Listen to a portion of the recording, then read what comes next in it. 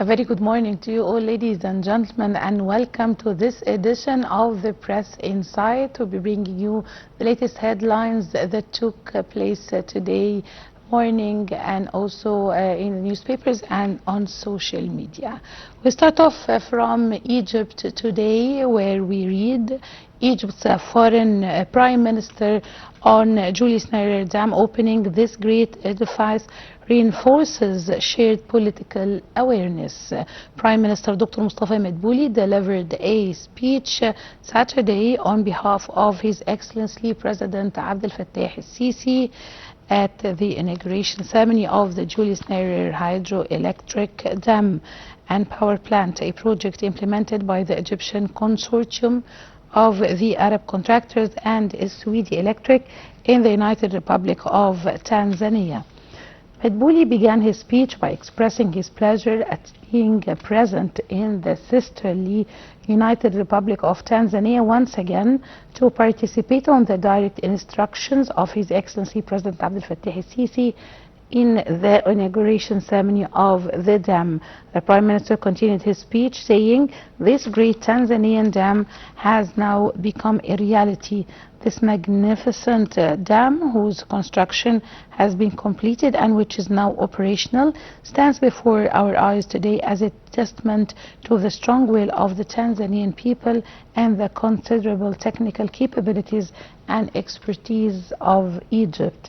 It reinforces the shared political awareness between our two countries regarding the tremendous achievements our people can attain on the path of sustainable development, provided that the spirit of the brotherhood, understanding and cooperation prevails." On this occasion, Madbouli conveyed the sincere greetings and best wishes of His Excellency President Sisi to Her Excellency President Samia Hassan, President of the Sisterly United Republic of Tanzania, and to the brotherly Tanzanian people.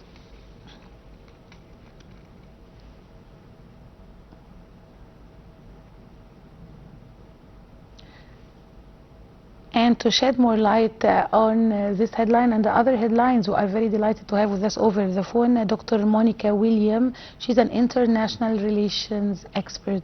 Good morning, Dr. Monica. Good morning. Thank you for having me. Thank you, Doctor, for joining us today. Doctor, how does the inauguration of the Julius Nyerere Dam represent the strategic partnership between Egypt and Tanzania? Of course, it's a present deep relation between both sides, which of course complementation of major infrastructure projects in Tanzania. It provides living case study of Egypt's evolving approach to African diplomacy, particularly the growing role of the private sector as that tool of economic expansion and national strategy. The project implemented by Egyptian companies of Arab Contractor and Swedi Electric demonstrate how the Egyptian state can combine political leadership, economic or corporate capabilities and diplomatic engagement to advance broader national interests. The first strategic priority is to transform Egyptian companies from domestic actors into internationally competitive enterprises.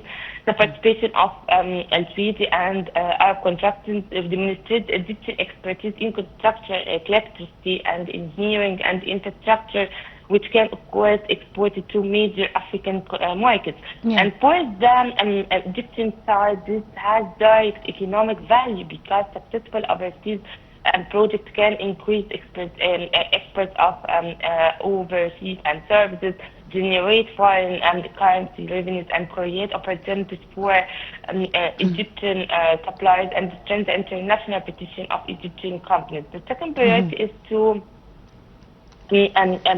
Egypt's broader African economic strategy. Tanzania is particularly important because it provides Egypt with significant gateway to Africa, and the successful implementation of the dam gives the Egyptian company a reference project that can be used when competing for infrastructure contracts elsewhere on the continent. So in this regard, the value of the project is not limited to Tanzania. We can say that it can generate a multiple effect by opening donors for Egyptian business in other countries, and it strengthens the Egyptian position through economic diplomacy, the direct involvement of President Abdel Fattah el-Sisi, and of course, which of course reflected in Dr. Mustafa Madbouli representation or speech of at the opening, which gives the project high level or high political portfolio, with this signal that Egyptian leadership regards the project as strategically important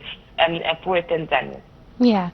Dr. William, we move now to Al Ahram Online, where we read Egypt's foreign minister discusses regional de-escalation with Iranian Khomeini counterparts. Foreign Minister Badr Abdel Ati had separate phone calls on Saturday with his Iranian counterpart Abbas Araghchi and Khomeini Foreign Minister Badr al-Busaidi to discuss regional developments and also diplomatic efforts to de-escalate the tensions.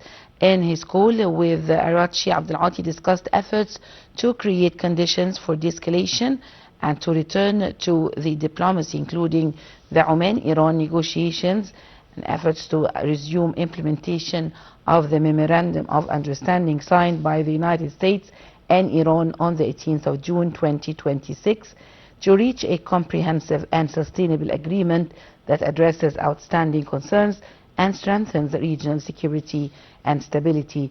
Abdel Ati stressed the need to intensify diplomatic efforts to reduce the current escalation and reach peaceful understandings that could restore security and stability in the region. Dr. William, what role can Egypt play in supporting the de-escalation and bringing Iran and other international parties back to the negotiating table? Of course, this call is specifically at this time. It's reflected a foreign policy approach in it contains escalation and become a part of the solution for this escalation. And Egypt tried to attempt to perceive the channels of communication with the principal actors while positioning itself as the portal of diplomacy, regional stability, and of course international navigation. Yeah. The first element of Egypt's position is to emphasize on diplomacy. Dr. Badr Abdel Ati, with Iranian partner or Iranian war, particularly reference is the objective of reaching comprehensive and sustainable agreement. It demonstrates that Egypt sees the negotiation as the only viable or the only valid mechanism for addressing the underlying dispute or conflict. And Egypt's approach is significant because it's the continuation of the military escalation could rapidly transform from a bilateral or a regional competition into a wider security crisis involving Gulf countries, international powers, and global energy markets. The second element is Egypt's concern with regional escalation. Egypt called for intensified diplomatic efforts, and Egypt has direct strategic interest in preventing another prolonged regional conflict. Escalation around Iran could affect the security of the Red Sea, as we see what's happening last month from Houthi, and of course their threats to Bab el-Mandab and the Qarb, maritime transportation, energy markets, and international trade. So Egypt has interest in encouraging communication before tensions develop into a broader regional conflict that would considerably harder to contain. Yeah. Third, and perhaps economically important dimension, is freedom of navigation. And Dr. Badr Abdel Ati insists on restoring normal maritime traffic, which reflects Egypt's understanding that Hormuz is not just regional waterway. It's very critical for global energy and trade. So any disruption could increase transportation and the insurance cost, and of course it's happened. The pricing of geopolitical conflicts. It's now not depend on Iran close or open the Strait of Hormuz. It's part of the company to take its guarantee. And of course, it generates inflation pressure across international markets. So it affects.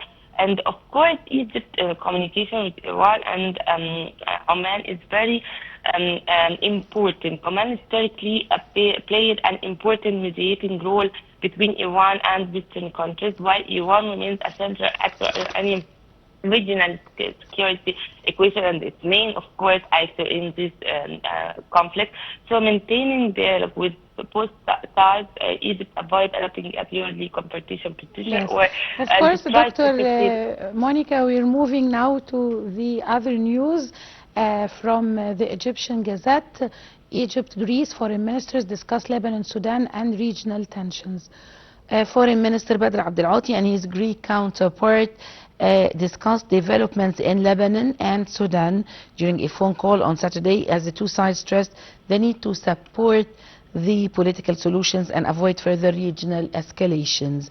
The call also addressed ways to strengthen Egyptian-Greek relations in light of the strategic partnership and continued coordination between the two countries. The two ministers expressed their keenness to build on the growing momentum in the bilateral ties and expand cooperation in the economic, investment and energy sectors.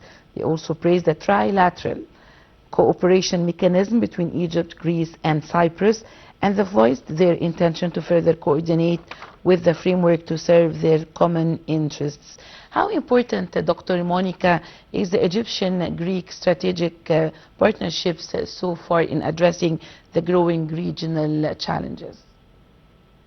Of course, it can understood as security or the context of escalating regional security environments. The two sides discuss development in Middle East, as you said in your introduction, and of course, it's particular attention to the risk associated with the continued military escalation. Their discussion reflects the growing importance of their coordination at a time when regional crises are increasingly interconnected, and of course it's capable of producing consequences beyond the immediate conflict zone. And of course the central political message from Egypt is that the need to contain escalation rather than allow it to expand into a broader regional confrontation. Egypt's direct strategic interest, as we said, in preventing additional military fronts from emerging across the Middle East, and continued escalation could threaten the regional stability and increase pressure on neighboring states. And the discussion of Lebanon and Sudan is particularly important. Both countries represent fragile environment in which external escalation can rapidly produce internal instability. Regarding Lebanon, Egypt emphasized the importance of respecting Lebanon's sovereignty, preserving the country's territorial integrity, and preventing further unilateral escalation. So Egypt's concern is to limit the immediate security situation or instability in Lebanon, and of course it contributes to wider regional confrontation involving differences. Yes, of course. Moving, Dr. Williams, to Al Ahram Online, where we read Egypt-China launch joint air exercise. Its name is Eagles of Civilization 2026. Egypt and China on Saturday launched the joint air exercise Eagles of Civilization 2026, involving multiple types of multi-role fighter jets and taking place over several days at a number of Egyptian air bases. Dr. Williams, what are the main military and strategic objectives of the joint Egyptian-Chinese exercises Eagles of the Civilization 2026? Of course, it's this exercise in its contribution to Egyptian military modernization and operational readiness. Of course, joint exercise allows the participating forces to practice coordination, communication, air defense procedures, and tactical planning. For Egypt, cooperation with China provides an opportunity to gain additional exposure to Chinese operational concepts and technologies, and of course, methods of air warfare. And of course, at the same time, the exercise allows the Egyptian armed forces to demonstrate their ability to operate alongside major Asian military power while maintaining their own independent operational capabilities. The exercise also reflects the increasingly multi-directional character of Egypt's defense diplomacy. Egypt has traditionally maintained military relations with a wide range of international partners, including the States and Russia, and of course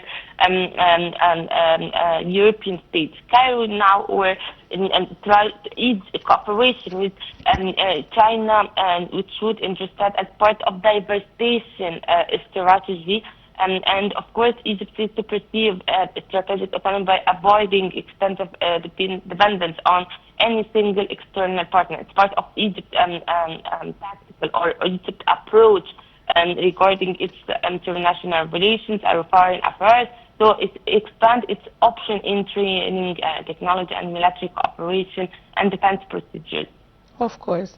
Dr. Monica William, the international relations expert, thank you very much for joining us today in the Press Insight. Well, ladies and gentlemen, this brings us to the end of our edition today of the Press Insight. Please stay tuned after the short break with our segments of Good Morning Egypt.